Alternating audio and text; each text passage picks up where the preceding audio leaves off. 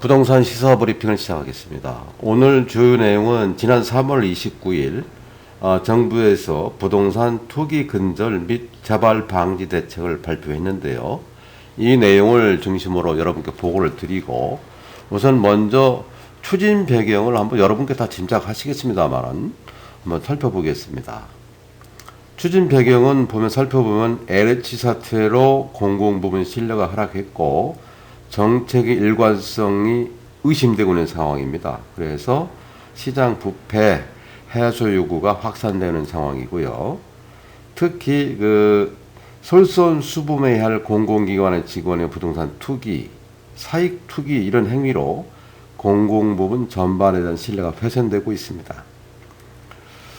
그래서 따라서 이번 사태에 대한 발본색원뿐 아니라 문제의 근원을 찾아내서 근본적으로 개혁할 필요가 있다라고 판단되고 있는 거죠. LH 투기 직원 등에 대해서는 현재 정부 합동조사단과 특별수사본부 등을 통해서 성역 없는 조사 수사 후 엄정하게 처벌하겠다는 내용입니다. 이러한 사항을 배경으로 해서 현재 발표되고 있고, 즉 부동산 시장의 부패 해소와 동시에 주택 공급을 간절히 바라는 무주택, 청년 등을 위한 주택 공급 정책은 일관되게 추진하겠다는 내용입니다. 주요 내용을 한번 항목별로 살펴보면 여러분께서 보시는 화면대로 4대 영역이 있습니다. 예방 대책이 있고, 적발 대책이 있고, 처벌 대책이 있고, 나머지 환수 대책이 있는데요. 첫째, 재산 등록 대상을 전 공직자로 확대하겠다, 이런 얘기입니다. 그래서 현재 등록 대상자는 23만 명인데 이것을 30만 명까지 확대하겠다. 그래서 금년 내에 전산 등록을 완료하겠다, 이런 얘기고요. 그리고 지금 세종시 같은 경우는 말입니다. 세종시는 행복도시 특별공급 대상을 하겠다고 해서 여러 가지 아마 혜택을 줬었잖아요. 이쪽으로 이사 오는 공무원들에 관해서. 그래서 이런 특별공급 대상 이전기관 요건을 강화하겠다. 그래서 이 특별공급기를 이제는 1인당 한 채라만 부여한다, 이런 주요 내용으로 되어 있어요. 그리고 공직자 부동산 신규 취득 제한제를 도입하겠다. 이게 두 번째인데요. 이렇게 부동산 관련 업무 공직자는 직무 관련 소관지역 부동산 신규 취득을 원칙적으로 제한하겠다. 토지개발, 주택건설 관련 공무원 및 공공기관 직원들, 그리고 직계 존비속을 포함하는 거지요.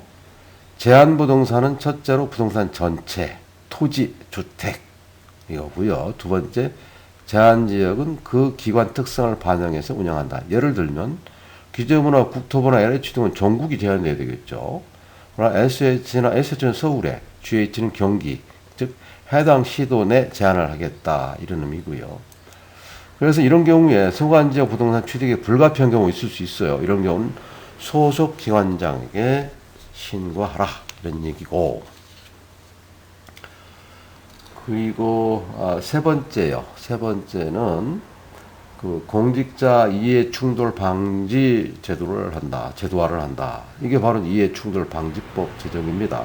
현재 국회 계류 중에 논의 중에 있는데, 이 법이 신속히 입법이 돼서 직무상 비밀이용 금지 위반 행위에 대해서 징계 벌칙을 강화하겠다, 이런 얘기고, 벌칙 조유 내용은 7년 이하 징역 또는 7천만 원 이하 벌금을 매기겠다는 얘기고, 이거 매우 센 법안이에요. 그리고 네 번째로서는요, 공공기관 공공성 및 윤리 경영을 강화한다.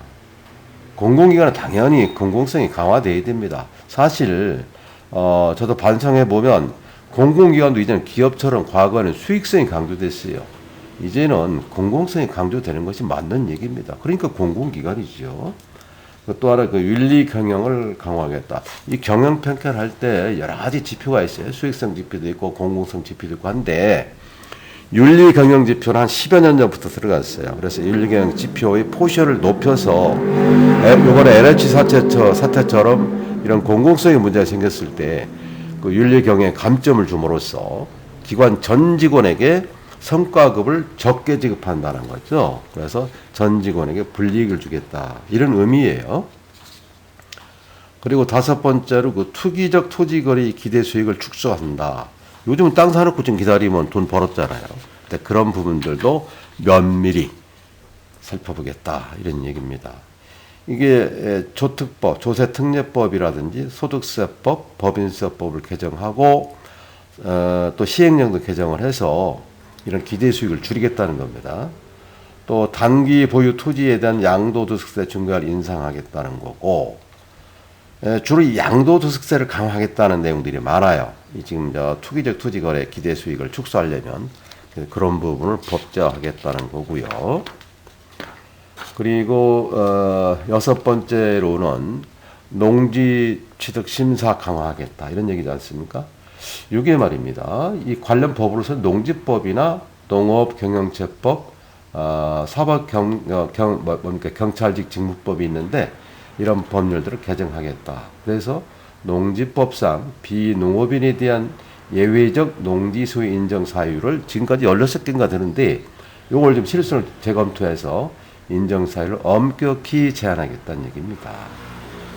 그리고 관련 의무 말하자면 직업, 영농 경력 등 농업 경영 계획서를 제출하게 되는데 의무 기재 사항을 추가하고 이러한 내용들을 어기면 과태료로 500만을 매길 수 있도록 신설하겠다는 겁니다. 또 신규 취득 농지에 대해서는 지자체 이용 실태 조사를 의무화하고 지자체 농지관리 체계를 강화하겠다. 그래서 특별사법경찰제를 도입한다는 겁니다. 뭐 그런 정도고 일곱 번째 말씀드리면 토지 등 취득 시 자금 조달 투명성을 강화하겠다. 지금까지는 공동주택 등 이런 그 주택 거래에서 자금 조달 투명성을 강화시켰는데 이제는 토지를 취득할 때도 그 자금 계획서를 내야 된단 말이에요. 그리고 이제 또 LTV 규제를 신설해서 이 LTV도 엄격하게 적용했다는 거예요. DTI LTV는 여러분께서 잘 아시기 때문에 설명 생략 드리고요.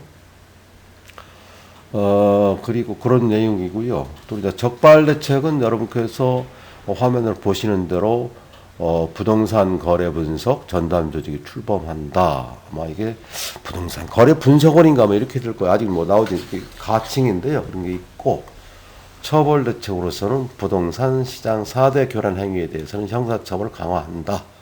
이런 얘기고 또 뭐 부당이득의 뭐 3 내지 5배를 환수한다. 투기자의 토지 보상 시 불이익을 주겠다. 투기 목적 농지 강제처분 명령을 내리겠다. 뭐 이런 얘기인데요. 이게 가장 중요한 여기 예방 대책입니다. 예방 대책을 예의주시하시고 여러분께서 토지에 투자할 때 이런 부분을 면밀히 검토해서 토지에 투자를 하셔야 될 필요가 있습니다. 다시 한번 말씀을 드리는데 이 위에 궁금사항은 여러분께서 댓글로 남겨주시면 제가 상세하게 분석해서 말씀을 드리고 피드백해 드리겠습니다. 여러분 감사하고요. 이 내용이 도움되고 유익하셨다면 좋아요, 구독 부탁드리겠습니다. 여러분 감사합니다.